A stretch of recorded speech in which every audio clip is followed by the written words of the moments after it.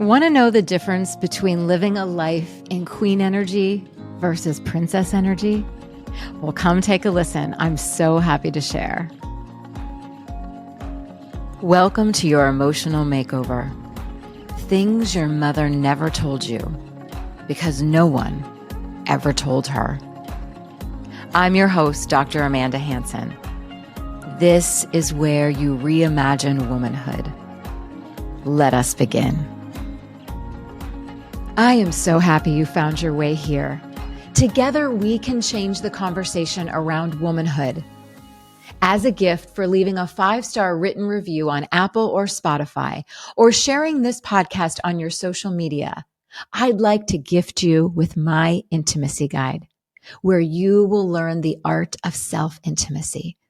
All the information is in the show notes. In today's episode, I want to talk to you about the princess and the queen. These are two archetypes that were wildly helpful in my own life and still are, as they are for so many of my clients.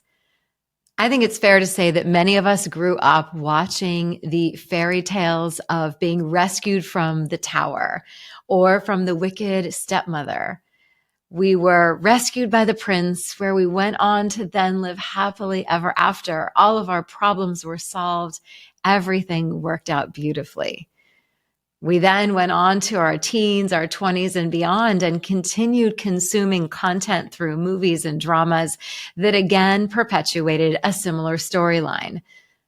Seeking for help, seeking for the love, seeking for signs of being worthy and being chosen.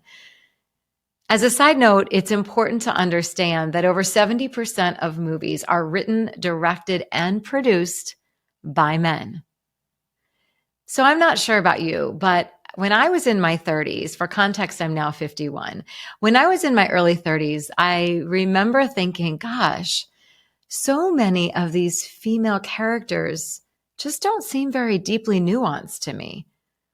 Or the movie would end and the storyline would leave me wanting more and feeling like there was not the kind of conclusion or closure I would have imagined for. And so it was soon after that, I went to my computer, like I do many things when I am on a search for knowledge. I started to look at the statistics. How many movies are written, produced, and directed by men versus women? And I found very, very few are directed and written by women. It's in the 20% range, depending on if you're looking at written, directed, or produced. So when we are consuming for entertainment, often it is from one perspective.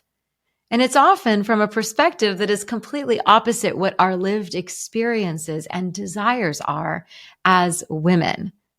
So I do think this is an important thing to understand, that if you find yourself watching television series or movies and wanting more depth, richness, articulation, nuance in the character development, there's nothing wrong with that. You are craving a depth and a breadth that oftentimes is not captured when it is through male directing.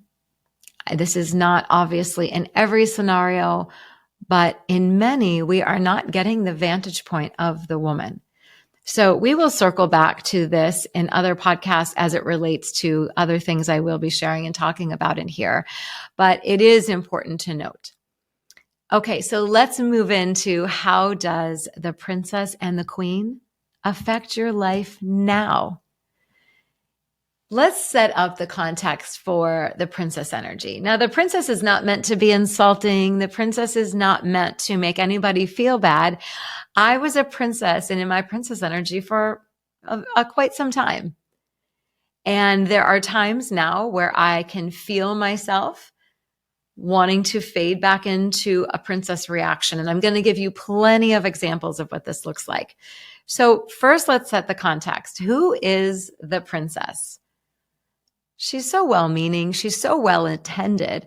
But the way she goes about having connection with others, the way she goes about having her needs met in relationships, the way she goes about getting what it is that she needs in her place of work, in the way that she even looks at herself in the mirror, is from a somewhat stunted, not super functional, maybe a bit fragmented level of functioning. Not because she's a bad person, just because she's limited in her tools, in her skill sets, and she's not extremely resourced. And the not extremely resourced will be an important thing to hold into your back pocket. We'll come back to this in a bit, of how do we become more resourced. So a princess, we can almost think of her as a young girl. She's running around in one of the dress-up dresses that's a little bit scratchy and has the fake lace on it, and the plastic shoes that, are slipping off, or she's about to come around the corner and break her ankle in. So if you visually imagine the princess, she's a little unsteady. She's a little scratchy. She's a little uncomfortable. She's a little fidgety, trying to find her way in this other skin, this exterior, of course. So we can contextually visualize the princess in that way. Now, emotionally, she is looking for validation. Do I look pretty? Mommy, do I look pretty? Daddy, do I look pretty? Does my hair look okay? Did I sound good when I sang my song in my microphone? Do you see my report card? Are you proud of me? Do you still love me? And so she is always seeking to make sure she's okay. And that is typical behavior for a young girl, for a little girl who's trying to figure out life. Now, where it can get tricky is if the guidance coming from the parents or coming from the people she has in proximity to her that she is turning to, if the guidance system is faulty, or if the guidance system doesn't have their own sense of grounding, we see how it can get very disrupted in the development for the princess. And this is often where a princess will stay stuck. If she doesn't have grounding in the adults around her that ask her, yes, that's amazing. How do you feel about what you did? Reflecting back and teaching the princess how, most importantly, to pay attention to how did you feel? How do you like the outfit? How does it feel on your body? Teaching her to turn inward and check with herself in what feels right, rather than checking outward and looking for confirmation. And very often this happens with the most well-intended of parents. They don't come into the world wanting to raise a daughter to constantly seek and seek, but that is what happens because of ill-informed parenting.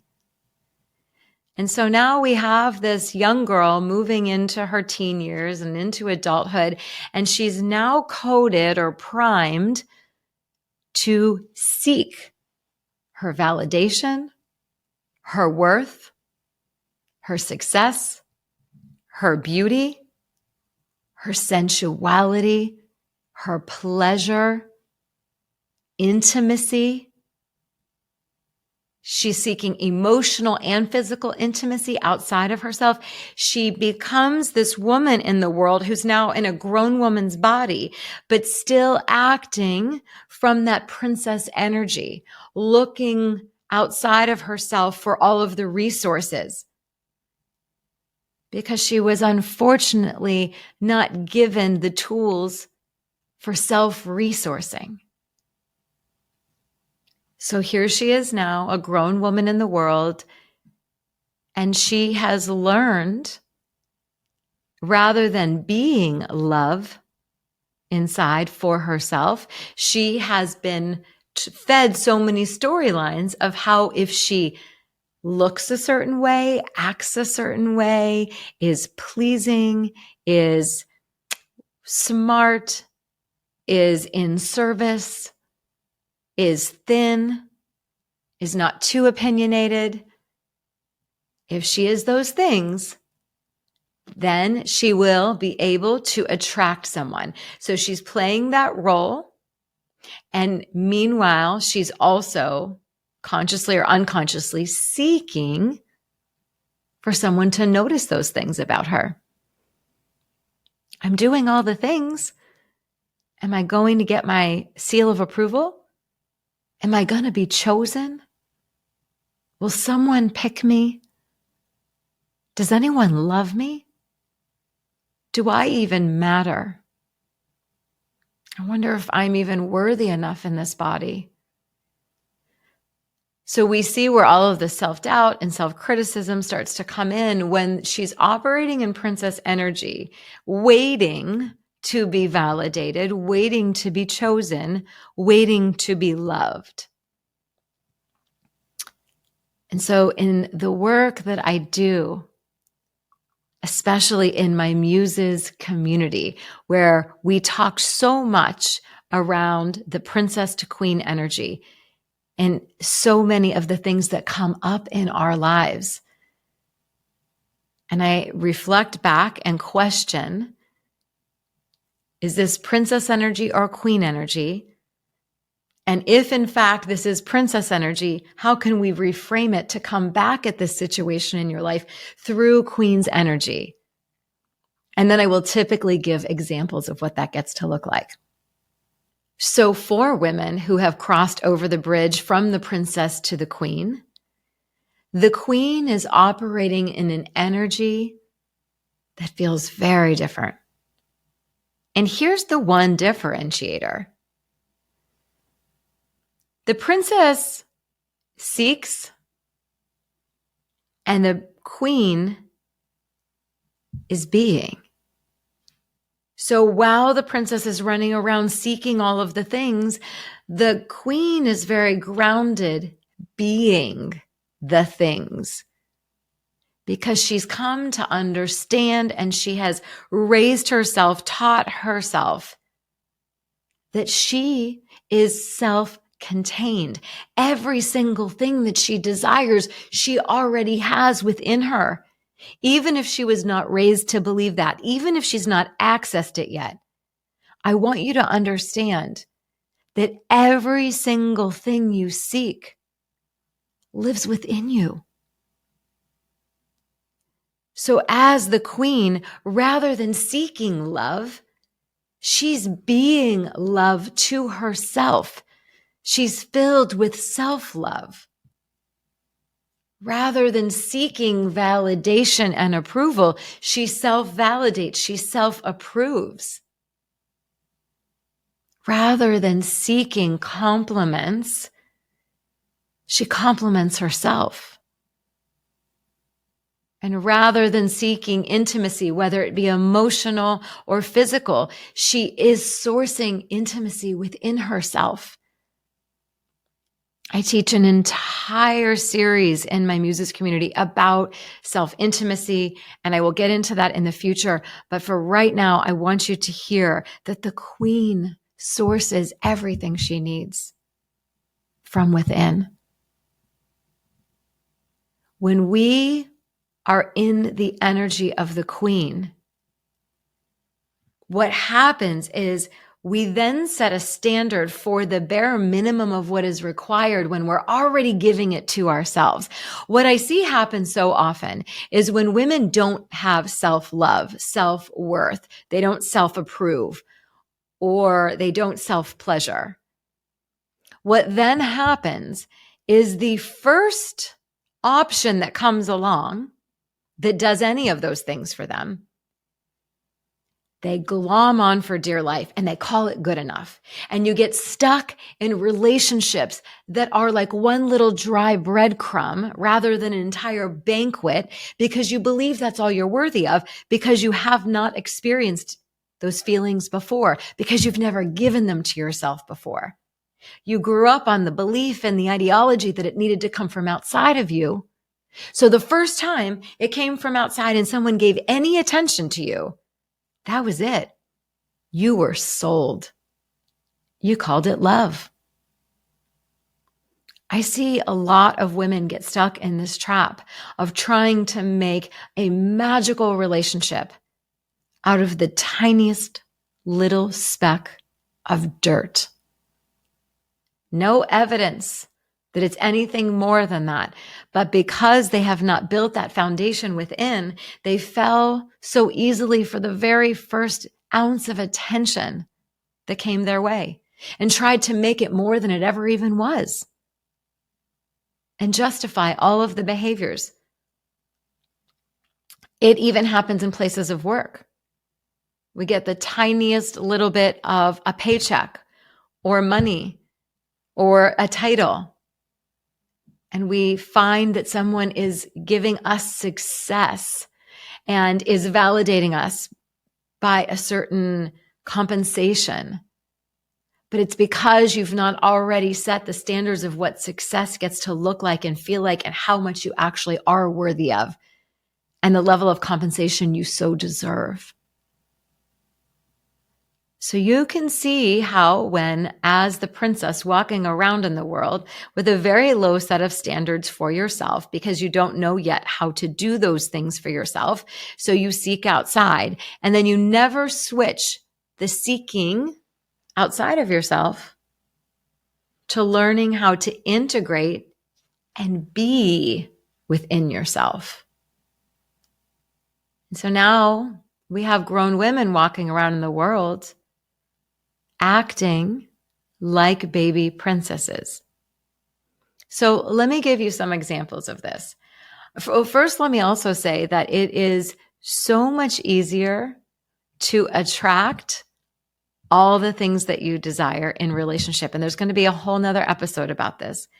But it's so much easier to attract the things that you so desire from a relationship once you already embody those qualities yourself, because you are then an energetic match for the thing that you want to call in. It's not something that is foreign to you, so it will find its way to you more easily because it's the language, the energy, and the frequency that you already move with in this world. If we are talking about the queen, and we are talking about what her energy looks like. If we were to go to an event and someone was in their princess energy, often those are the women who are giving a list of all of the things that they need you to approve of them for. They are saying all of the things that they want to be recognized for. Or they are coming in and they are not even comfortable in their own skin or their own outfit. And so they are fidgeting and they are not standing in an energy that feels grounded. She is typically more frenetic, and it's because she's nervous. She's an anxious energy. She's wanting to be approved of. She's wanting to feel loved and belonging. So she's still in her seeking energy. But when the queen walks into the room, you can feel her energy. You can feel her groundedness and her simultaneous magnetism. She attracts because she's not seeking, she's being. She does not have this wall of I am better than anyone. She has a safety about her. She comes into the room and she knows that she's worthy, just as she knows every other person in that room is worthy.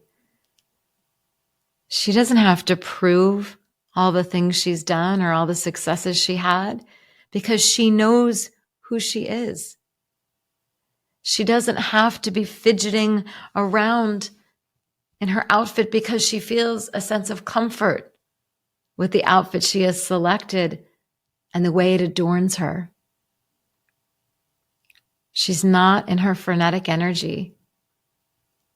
She feels as grounded as an oak tree, standing firm and yet incredibly approachable. When we think of princess to queen in the place of work, the princess is just thankful that someone even gave her a job, even if she's had the same pay rate for the past 3 or 4 years, because she just looks at it a place of, from an energy of, at least someone picked me. At least someone's paying something. And the queen is a woman who says, I know my worth and what I bring to this place of business. And I am here asking for my annual raise. I am here asking to be compensated in the ways that make sense for how I show up here. The queen is also fully prepared that if she doesn't get what she's asked for, she will renegotiate the terms of her contract, or she will begin looking for something that is a better match for her, a place that values her worth and what she brings to the table. Because queens do not stay in places that are not reciprocal for them. Queens understand the value of I give and receive. You give and you receive. It is back and forth, an exchange of energy in relationships, in places of business. And princesses are often just grateful that anyone even looked at them or even gave them that measly paycheck, because they have not built the sense of their worthiness yet. A queen is a woman who, when there is an issue in her relationship, she says to her partner or to her mother or to her sibling or to whoever she needs to speak with, who she's in relationship with, I need to talk to you. I care so much about this relationship. And because of that, I want to build a bridge. And I feel like right now, we are not able to really get to one another. We seem so far apart. Let's sit down and have a conversation. The princess often is in her magical thinking. She thinks about the problem. She often makes herself a victim of the situation. She thinks about what she wants the other person to do. And she has the magical thinking, hoping that they will telepathically know what it is she needs and then start doing the thing. Because the princess doesn't have the sense of self-confidence or self-worth to speak what it is that she so desires or needs from that relationship. She's terrified of broaching the subject that there is conflict or something that doesn't feel right to her, because she's afraid of being abandoned. The queen knows that abandoning herself by not speaking would be the worst abandonment of all. These are the differentiators in princess to queen. Another place where the princess shows up is in intimacy. Let's say sexual intimacy. The princess is turning off the lights and pulling the covers up and just laying there waiting for her partner to do something. Often because she doesn't feel comfortable in her own body. She's not come to this place of honoring of her body. Or in the princess energy, she still sees herself as an object. So sometimes in the princess energy, she is in just performance energy, not soulful energy. So it can show up in one of two ways: the layback with the covers up, or the extra performance to make sure that the person's really happy, but no real soul connection to the intimacy that is happening. The queen, on the other hand, feels connected to her body, does not apologize for the age, the years, the cellulite, the stretch marks, the anything. because as the queen in her body, she knows that she houses such divinity, as does every other person. And so she's not in hiding energy. She's also not in performing energy. She is in communing energy. The soulfulness of two people communing and sharing a moment, an energy, a frequency in intimacy is how the queen shows up when it comes to sex. When we think about self-pleasure, the princess is the girl who, whether raised in a certain indoctrination with her religion or culture or background, is terrified of most of her own body, and especially of any intimacy or self-touch, because she is still under the belief that it is wrong, that it is bad, that it is dirty, or that it is for someone else. She fell for the storyline that her body was for someone else to touch and not herself. The biggest sham of all time. And we wonder why there's so much shame laden around sex and sexuality and self-pleasure for women, which will be its own episode coming soon. But the queen knows that every single part of her body is welcome and open for her touch, for her pleasure, for her love, for her compassion, for her orgasm. Because the queen understands that she cannot possibly teach someone else how to bring pleasure when she's never even felt pleasure from her own self, created by her own body, her own hands, her own movements.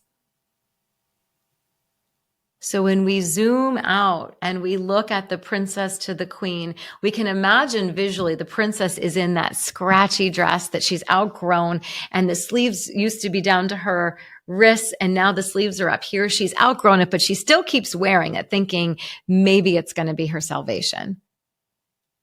And the back half of her foot is hanging off the plastic shoe, and they're really hard to walk in. But it's all she's ever known, so she sticks to that storyline. And then the queen has rewritten an entirely new narrative. And she's done the work that it has taken to build that level of self-love and self-validation and self-intimacy and self-approval. And she stands there so royally in her beautiful velvet gown, adorned in jewels. And she knows that she, just like every other woman, is worthy of that kind of self-love, that kind of feeling, that kind of beauty, that kind of reverence.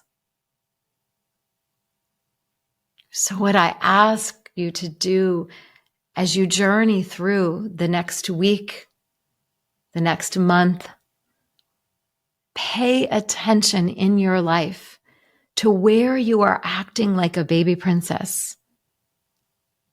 And ask yourself, okay, what's going on underneath this? My partner said this thing to me. I retaliated and snapped back and screamed. What's going on underneath? Okay, what's probably going on underneath is I feel like he never listens to me. I feel unseen. I feel unheard. I feel scared that they're going to leave me. Okay, so we've identified why you reacted that way. Probably it's also a learned behavior. Now the opportunity lives in that moment. After you calm down, you've taken some deep breaths, you can ask yourself, if I return back to that scenario, how could I have responded like a queen? These are the moments that we get to start to self-reflect, kind of hover above ourselves and look at the situation and ask ourselves, if I want a different outcome in my life, it's going to be up to me to create that through different behaviors. So it's going to require us to bring what is unconscious. Often we are living on automatic pilot in baby princess mode. And so what this work asks of you is to bring what is unconscious into consciousness through that self-observation so that you can then create a completely different response, a completely different narrative, a completely different identity of how you get to experience yourself first and foremost, and then yourself in relationships, yourself in your place of work, yourself in your community, with your parents, with your children, with your own body. You know, a princess goes to the mirror and critiques and wishes for something different or feels unworthy. But the queen goes to the mirror and reveres everything that is just as it is. The queen goes to the mirror and she adorns what is in front of her rather than tries to mask or hide what is in front of her. There's a big difference in those energies. The energy of the queen calms your nervous system, makes you feel always at home within your heart and your soul and your mind, every aspect of your body. So I encourage you, as you move through the coming days and weeks and months of your life, to look at where you're finding yourself in princess. And for many of us, it's a lot. I was operating almost solely in princess energy until about 15 years ago, when I decided to completely change my life and take the ownership into my own hands and stop being a victim of my life. I decided once and for all that rather than pointing the finger at my childhood or at my partner or at anything else that was going on in my community or the world at large, that I would finally take a look at the way I was showing up in every single one of those places and change what I was capable of changing. I hope that this was helpful for you today. I would love to hear from you. If you want to join, come and join in the Muses community where I am doing this work on the daily with women from all over the world. If you have questions about this, that is where you can come and be a part of this beautiful sisterhood community where I will be able to guide you in very specific ways around this particular topic and many, many more for your life. I hope you enjoyed today's episode. I would love to hear your feedback. Message me on Instagram or write a review. And of course, if you know a woman who could benefit from this episode, please share it with her because it can heal her life. And that's what sisters do. Love always, Dr. Amanda.